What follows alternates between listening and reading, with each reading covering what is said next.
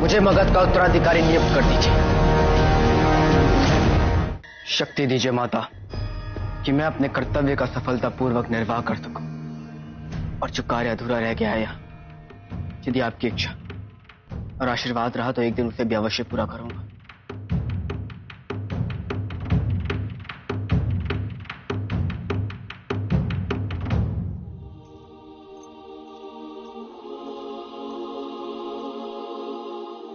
आज मैं अशोक से अपने हृदय की बात पूरी स्पष्टता से कह दूंगी। वो अवश्य समझेगा कि मैं उससे कितना प्रेम करती हूँ। अशोक जितने सैनिक लाया था उतने ही लेके जा रहा है। जी। क्या युद्ध में हमारा एक भी सैनिक वीरगति को प्राप्त नहीं हुआ? जी नहीं। युवराज अशोक जब अकेले ही तक्षशिला पर विजय प्राप्त कर सकते हैं तो फिर कलिंग पर क्यों नहीं? सत्य तो यह है कि उन्होंने युद्ध की स्थिति उत्पन्न ही नहीं होने दी, बल्कि अपने विवेक से शांतिपूर्ण ढंग से अपने लक्ष्य को प्राप्त किया।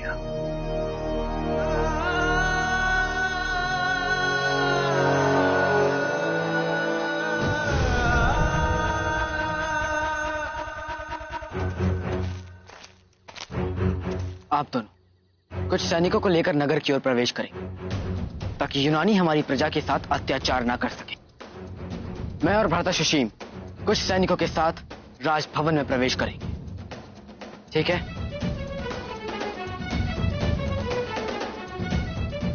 जय जननी! जय जननी! जय जननी!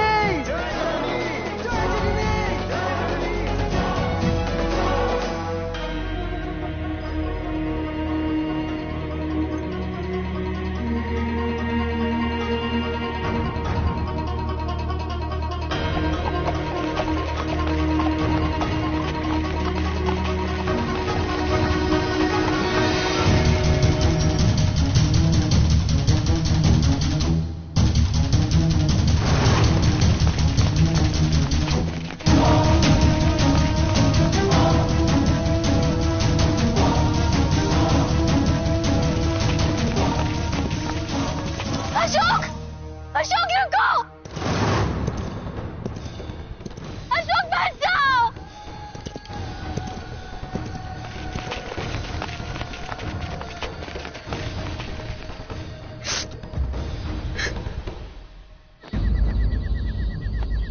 सम्राट बिंदुसार, महान चंद्रगुप्त मौर्य के पुत्र, अपनी ही सभा में पराजित होकर खड़े हैं इस प्रतीक्षा में कि हम उसका भविष्य निर्धारित करेंगे। नियति वर्षों पूर्व हमारे पिता तुम्हारे पिता के समक्ष ऐसे ही खड़े थे और संधि के रूप में हमारी स्वतंत्रता छीन कर लाए थे तुम्हारे पिता चंद्रगुप्त और कुल गुरु चाणक्य। और आज उसका मूल्य तुम्हारा परिवार चुकाएगा तुम्हारे समक्ष। सबसे बुरी मृत्यु वो होती है जिसमें व्यक्ति का अंतिम भाव पछतावे का रहता है, और पछतावा तो तुम्हें होगा बिंदुसार कि तुमने हमें मृत्युदंड नहीं दिया, किंतु तुम्हारी पीड़ा अधिक समय तक नहीं रहेगी, क्योंकि हम तुमको मृत्यु दंड देंगे।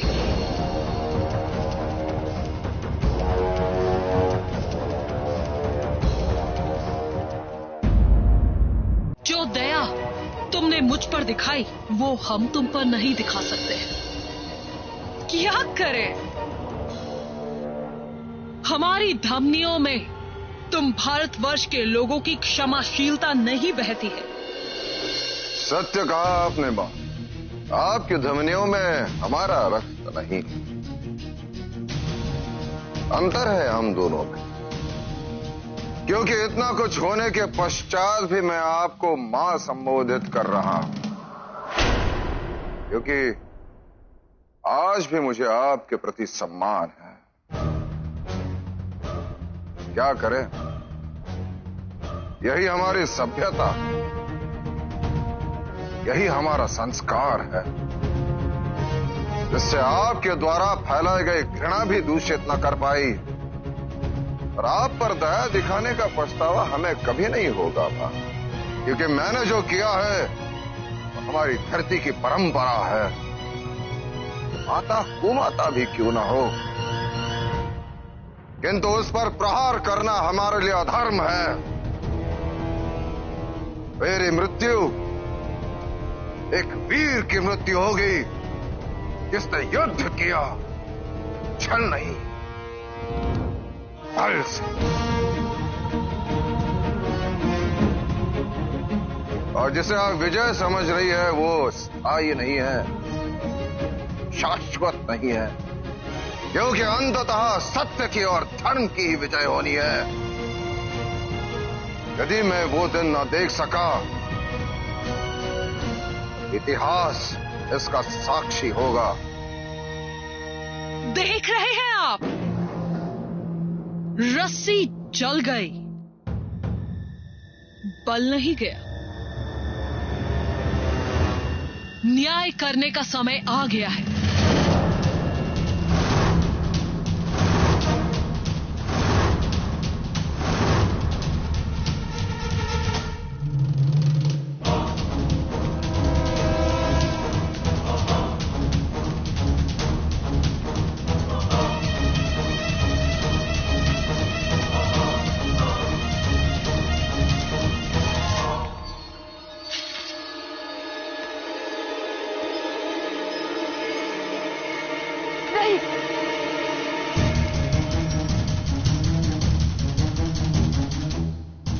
मत करिए, मेरे पिताजी महाराज को मृत्युदंड मत दीजिए। मैं जानता हूँ उन्होंने राजकुमार जस्टिन को मृत्युदंड दिया था, पर आपके लिए तो ये भी पुत्र समान है। तुमने उचित कहा। तुम्हारे पिता को हम नहीं मारेंगे, तुम मारोगे।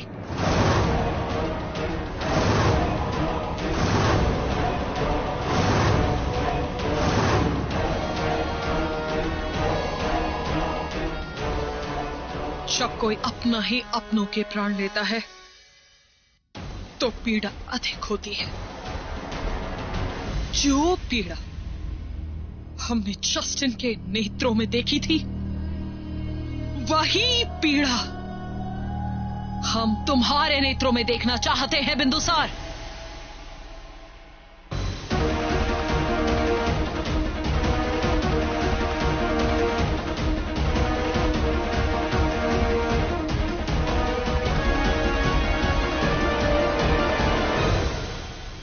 क्या आपको भी यही लगता है कि अशोक हमारा शत्रु है? क्या आप भी पिताजी की बातें मानती हैं कि ये संबंध उचित नहीं है? नहीं, आपकी कृपा दृष्टि तो मनुष्य द्वारा खींची गई हर भेदभाव की रेखाओं से मुक्त है। फिर क्यों मेरे साथ ऐसा हो रहा है? मैंने जिसे अपने जीवन साथी के रूप में चाहा, वो इतना दूर जा रहा है जैसे सदैव के लिए बिछड़ रहा हो। मुझे बताइए माता, क्यों हो रहा है मेरे साथ ऐसा? किस बात का दंड दे रहे हो आप मुझे? किस बात का?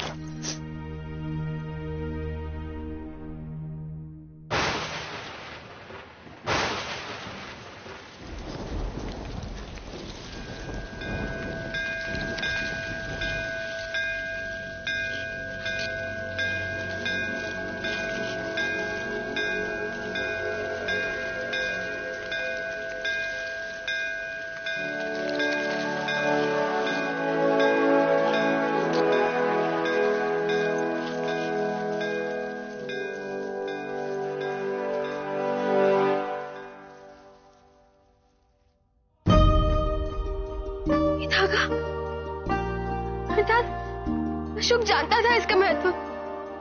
वो जानता था केवल जोड़े ही इसे यहां बांधते हैं। इतना कुछ होने के पश्चात भी उसने ये धागा बांधा। अर्थात माता ने मेरी प्रार्थना स्वीकार कर ली। अशोक ने मुझे अपना लिया। क्या मांगा होगा उसने? मैं भी कितनी मूर्ख हूं, सब कुछ स्पष्ट फिर भी पूछे जा रही हूं।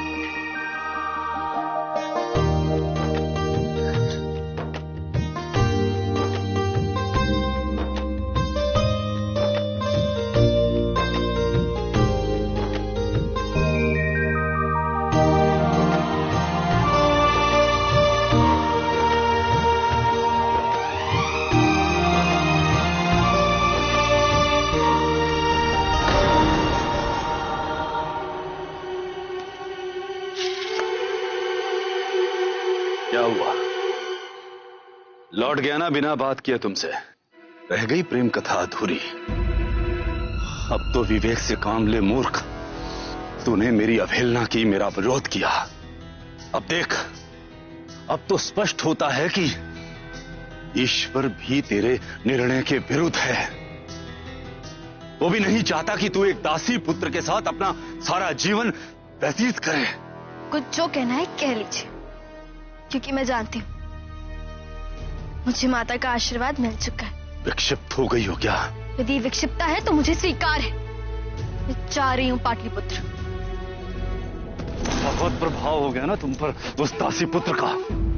उसने अपने पिता का विरोध किया और अब तुम अपने पिता का विरोध कर रही हो। लेकिन मैं बिंदुसार नहीं हूं, तुम्हारी इस घृष्टता को स्वीकार कर लूं। पिताजी मुझे जाने दीजिए, मुझे छोड़ दीजिए। अशोक को आवश्यकता है मेरी, छोड़िए मुझे। नहीं नहीं, छोड़िए छोड़िए। तुम्हारे पिता ने एक यूनानी से सिंहासन का अधिकार छीना था और आज देखो तुम सभी यूनानियों के हाथों से पराजित खड़े हो। और आज तुम्हारी मृत्यु के साथ एक ऐसा उदाहरण स्थापित होगा कि उसके पश्चात कोई भी यूनानियों का विरोध, उनका अहित करने का सोच भी नहीं सकेगा। तुम्हारा ये भारतवर्ष, तुम्हारा साम्राज्य, सबको ये ज्ञात हो जाएगा कि उनकी शान यूनानियों के चरणों में है। तुम्हारी जननी ये भूमि यूनानियों के पैरों तले रौंदी जाएगी। बस बस।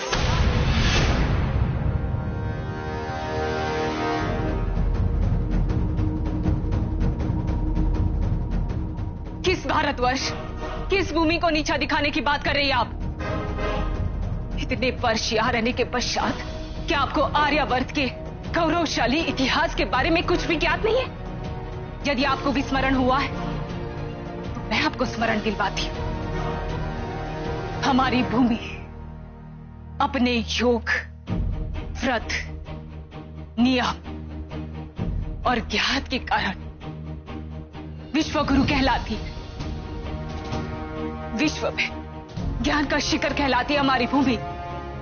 और आप इस भूमि को तुच्छ कह रही है? क्या इस भूमि की ही तुच्छता है ये कि आप लोग बार बार इस पर आकर्षित हो रहे हैं, इसे अपने अधीन करने के लोभ में? जब आपने आग जलाना भी नहीं सीखा था, तब से हमारे ऋषि मुनि अग्निवेद पर बैठकर हवन कर रहे, अग्नि अस्त्रों को प्रयोग कर रहे। जब आप लोगों ने पढ़ना लिखना आरंभ भी नहीं किया था, तब से हमारे मुनियों ने 4 वेद, 18 उपनिषद, भगवत गीता, ज्योतिष शास्त्रों की रचना की है। क्या आपकी सभ्यता इसमें से कोई एक भी क्षेत्र में हमारी बराबरी कर सकती है?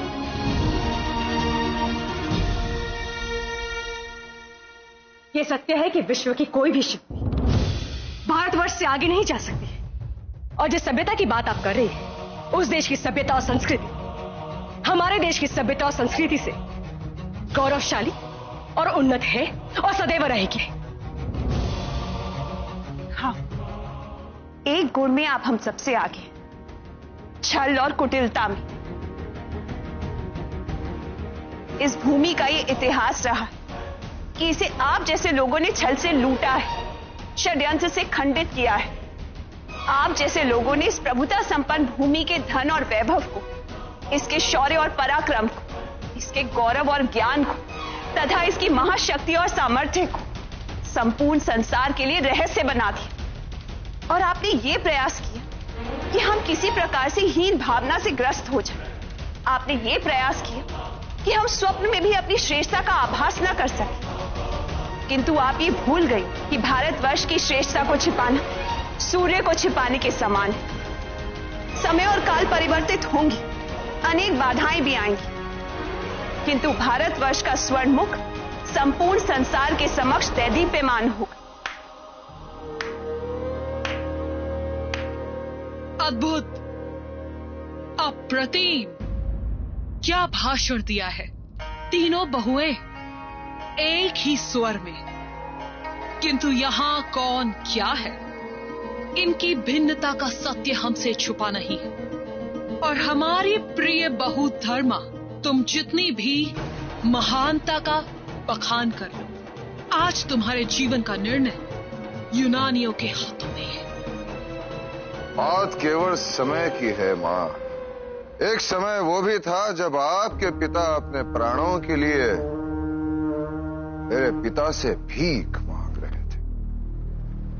मैं स्वयं साक्षी हूं कि पिताश्री महान चंद्रगुप्त ने आपके पिताश्री के साथ संधि करने के लिए 500 हाथी लिए थे। उन्होंने मगध से संधि करने के आधार पर अपने प्रतिद्वंद्वी को भयभीत किया और पारस और आसपास के इलाकों पर अपना वर्चस्व स्थापित किया। हमारे संस्कृति में कृतज्ञता पाप है। आपकी संस्कृति में यही नीति है जो 30 वर्षों के पश्चात भी आप मुझे स्मरण करा रही है। मेरे पिता के प्रति कृतज्ञ ना होकर आपने सत्य को छुपाया था। यदि वो संधि स्वीकार न करते, आपका अस्तित्व कब का समाप्त हो चुका होता।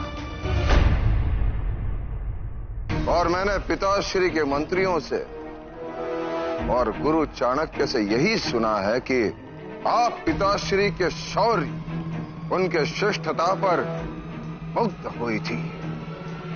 मैंने तो कभी नहीं सुना था कि उन्होंने सेल्यूकस निकेटर को विवश कर आपका विवाह उनसे कराना चाहे। हम इन मौर्य वंशियों का प्रशस्ति गान अब और नहीं सुन सकते हैं।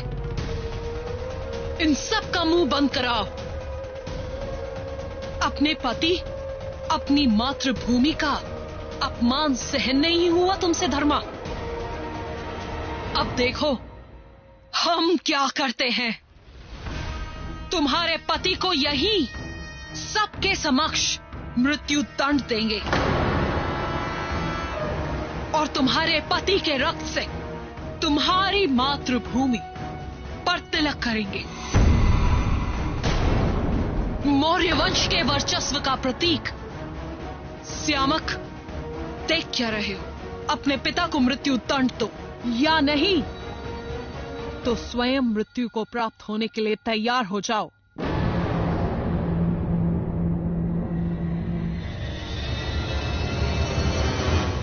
कभी नहीं, कभी नहीं। मेरे पिताजी महाराज पर शस्त्र उठाने से अच्छा आप मेरा ही शीश काट दीजिए। नहीं श्यामक, कोई भी पिता अपने पुत्र को अपने प्राण त्यागते हुए नहीं देख सकता। तुम्हें मेरी शपथ है पुत्र, जैसा कह रहे हैं वैसा करो।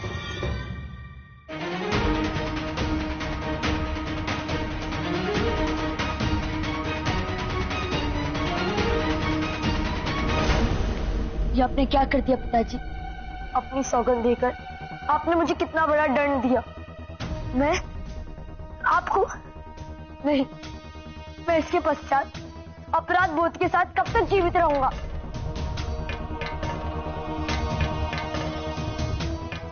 सियामक, तलवार लो।